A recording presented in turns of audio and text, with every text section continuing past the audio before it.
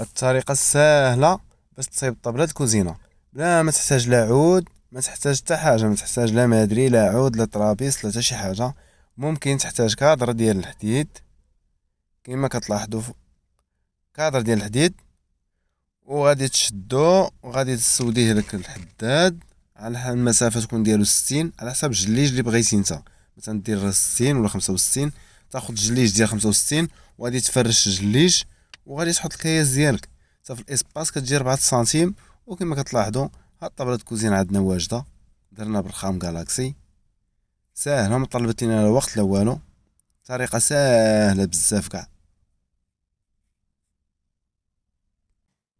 بالنسبة لعلول الكوزينة، على حسب ماكينة الصابون هذه خلينا فيها 88.